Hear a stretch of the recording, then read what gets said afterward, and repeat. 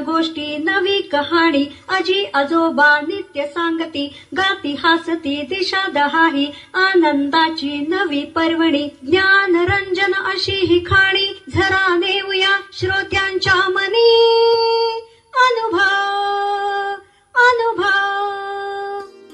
आपण ऐकत आहात जनसेवा फाउंडेशन प्रस्तुत पॉडकास्ट अनुभव 2.0. भारत सरकार आणि राष्ट्रीय सामाजिक संरक्षण संस्था, सामाजिक न्याय व सबलीकरण मंत्रालय आणि जनसेवा फाउंडेशन पुणे प्रस्तुत ज्येष्ठ नागरिकांसाठी पॉडकास्ट अनुभव 2.0.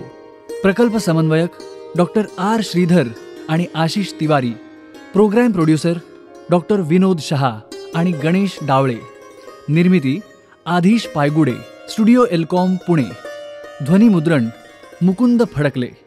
ज्येष्ठ नागरिकांच्या समस्या, प्रश्न आणि मार्गदर्शन यासाठी टोल फ्री एल्डरली लाईन क्रमांक 14567, टोल फ्री हेल्पलाईन क्रमांक 14567 अर्थात 14567 यावर सकाळी 8 ते रात्री 8 या वेळेमध्ये संपर्क साधावा.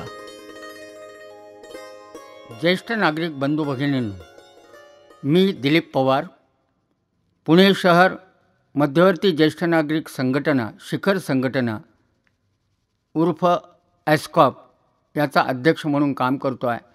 विश्रांतवाडी ज्येष्ठ नागरिक संघाचा अध्यक्ष म्हणूनही मी काम करतो आहे आणि माझ्या संघामार्फत मी जवळजवळ 38 उपक्रम राबवतो आहे. ज्येष्ठांसाठीच या नंतरचं आयुष्य खर्च करावं म्हणून प्राचार्य पदावरून रिटायर झाल्यानंतर 2006 पासून मी आज तागायत ज्येष्ठांसाठी काम करतो आहे. आज तुमच्याशी बोलावं, हितगुज साधावं आणि म्हणून ज्येष्ठांची आजची स्थिती आणि ज्येष्ठांना काय हवं आहे या संदर्भात मी आपल्याशी संवाद साधणार आहे. मित्रहो, प्रत्येकाचं व्यक्तिमत्व हे एक जीवन मूल्य आहे. जन्माला आलो तेव्हा आपली पाटी कोरी होती. कोणती अक्षरं आपण त्यावर लिहायची यावरून जीवनाचं मूल्य ठरलं जातं. चांगली अक्षरं लिहिली तर जीवनाचं मूल्य वाढतं, चांगली अक्षरं लिहिली नाही तर जीवनाचं मूल्य वाढत नाही. आणि प्रत्येकजण सुखासाठी धडपड करत असतो. आरोग्याशी निगडीत असलेले अनेक प्रश्न आपल्यासमोर आव असून उभे राहतात. पण एक गोष्ट लक्षात ठेवायची आपण, ज्येष्ठ म्हणजे अस्मिता, ज्येष्ठ म्हणजे स्वाभिमान, ज्येष्ठ म्हणजे अभिमान, ज्येष्ठ म्हणजे परिपूर्णता, ज्येष्ठ म्हणजे परिपक्वता, ज्येष्ठ म्हणजे निस्वार्थीपणा आणि ज्येष्ठ म्हणजे समतोलपणा. आज आपट्याच्या पानाने आपण दसरा साजरा करतो, आंब्याच्या पानाने आपण पाडवा साजरा करतो.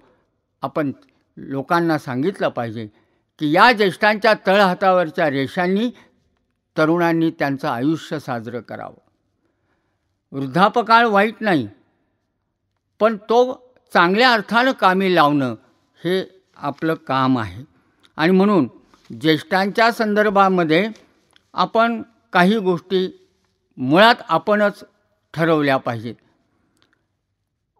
आनंद कसा मिळवायचा, तर ज्येष्ठांना माझी विनंती आहे, कायम लोकांचं कौतुक करा, शांत राहा, लोकांनी केलेल्या कामाला पसंती दाखवा, आहार चांगला घ्या, विहार चांगला घ्या, सकारात्मक बोला आणि काटकसर करा, व्यवहार चांगला करा, हुशारीने राहा.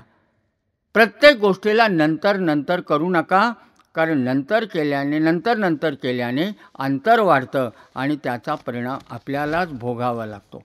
परमेश्वराने ज्येष्ठ नागरिक बंधू भगिनींनो आपल्याला 3 गोष्टी खूप छान दिल्यात. एक म्हणजे आपल्याला त्यांनी भेट म्हणून आरोग्य दिलं आहे. आज तुम्ही माझं भाषण ऐकताय, तुमचं आरोग्य उत्तम आहे. आणि फार मोठी संपत्ती आपल्याला दिलेली आहे, तिचं नाव आहे आनंद. आणि एक नातं तुम्हा आम्हाला दिलं आहे, त्या नात्याचं नाव आहे विश्वास. आज आपल्याकडे आरोग्य आहे, आनंद आहे आणि विश्वासही आहे.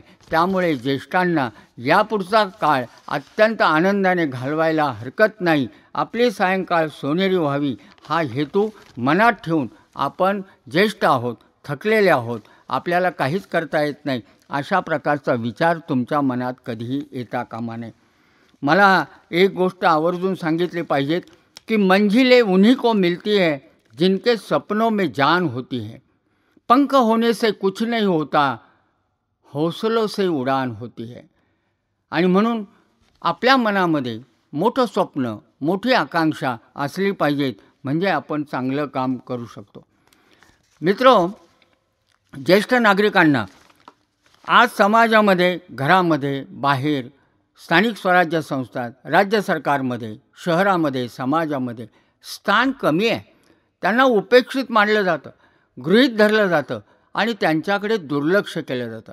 आज अनेक विवंचनांना, अनेक संकटांना ज्येष्ठांना सामोरं जावं लागतं. घरापासून तर थेट दारापर्यंत आज ज्येष्ठांची अवस्था फार विक्षिप्त झालेली आहे, असं मला मनापासून वाटतं. पण तरीही आम्ही सांगतो, ज्येष्ठ नागरिक या देशात आहेत म्हणून देशाचं मोठेपण आहे. तेव्हा आम्हाला वगळा गतप्रबोधनी होतील तारांगणे, आम्हाला वगळा विकेल कवडी मोलावरी हे जिने, इतकं ज्येष्ठांचं महत्त्व आजही आहे.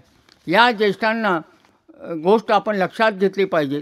जिद्द जर जिवंत असेल आणि जिज्ञासा जागी असेल तर तुमच्या आमच्याकडनं आजही या वयात म्हातारपणीसुद्धा उत्तम अलौकिक काम झाल्याशिवाय राहणार नाही. आणि म्हणून ज्येष्ठांनी आपला हा उर्वरित काळ अतिशय आनंदाने घालवावा आणि ज्येष्ठांच्या ज्या समस्या आहेत, जे प्रॉब्लेम आहेत किंवा प्रश्न आहेत, ते सरकार दरबारी मांडण्याचं काठी संघटनेचं महत्त्व यापूर्वीच मी आपल्याला सांगितलेलं आहे. आजही ज्येष्ठांना भेडसावणाऱ्या ज्या काही छोट्या मोठ्या गोष्टी आहेत त्याचा उहापोह करणं इथे अत्यंत गरजेचं आहे. पहिली गोष्ट सांगतो, खरं म्हणजे सरकारने या ज्येष्ठ नागरिकांना राष्ट्रीय संपत्ती म्हणून जाहीर केलं पाहिजे. याचं कारण सांगताना मी आपल्याला असं सांगेन की आम्ही कर भरतो, टॅक्स भरतो, साधा बटाटेवडा खातानासुद्धा आम्ही कंझ्युम टॅक्स भरतो. आम्ही या देशाचे आदर्श नागरिक आहोत, कारण आम्हाला अजूनपर्यंत अटक झालेली नाही. आणि सगळ्यात महत्त्वाचं, या ज्येष्ठ नागरिकांनी या देशाला 2 चांगले आदर्श नागरिक पुत्र दिलेले आहेत. त्यामुळं तेच पुत्र आज तुमच्या रूपानं सरकार चालवत आहे. त्यामुळे या ज्येष्ठ नागरिकांना, ज्यांना पेन्शन नाही, अशा हवालदिल ज्येष्ठ नागरिकांना राष्ट्रीय संपत्ती म्हणून तर जाहीर केलंच पाहिजे. शिवाय 10,000 रुपये त्यांना मानधन देण्याचा प्रयत्न जर केला तर ती ज्येष्ठांच्या बाबतीत चांगली गोष्ट घडेल.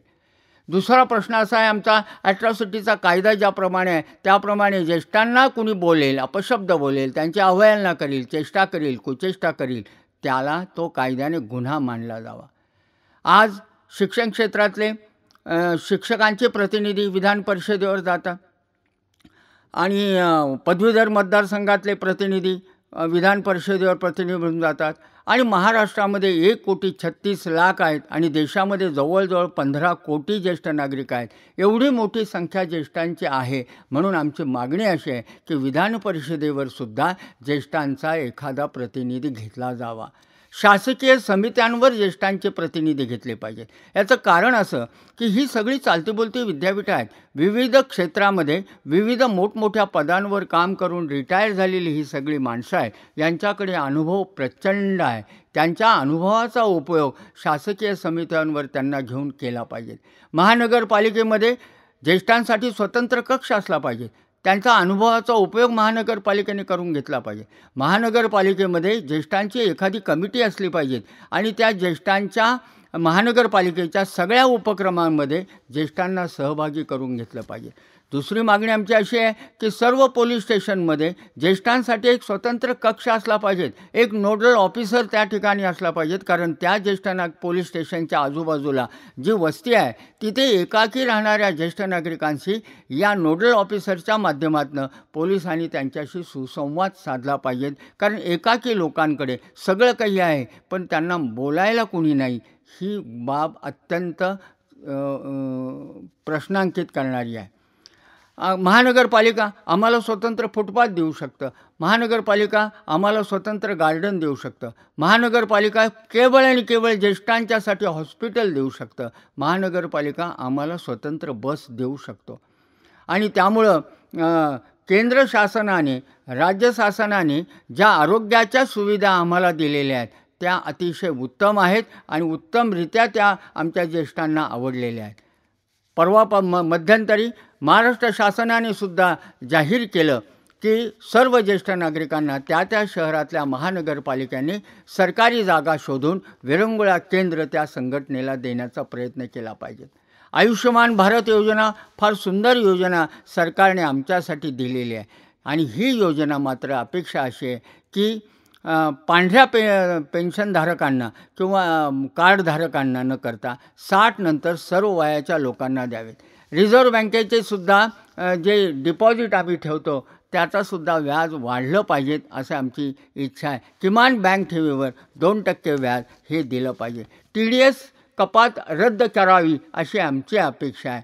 आणि मला आनंदाची बाब आपल्याला सांगावीशी वाटते की महाराष्ट्र सरकारने आमचे जवळजवळ 70 ते 75% प्रश्न सोडवलेले आहेत आणि परवा तर अर्थसंकल्पामध्ये 12 लाख 1 लाख रुपये उत्पन्न असणाऱ्यांनासुद्धा कर माफ केलेला आहे. खरं म्हणजे अपेक्षा आमच्या ज्येष्ठांची अशी आहे की सर्व प्रकारचे कर जे असतील ते ज्येष्ठांसाठी जवळजवळ माफ करावेत अशी आमची अपेक्षा आहे. STसुद्धा राज्य सरकारने 75 वर्ष वय झालेल्या लोकांना फुकट बस दिलेली आहे. हीही आनंदाची बाब आहे कारण 0 तिकीट काढून लोक आज आनंदाने देव दर्शनाला जाऊ शकतात.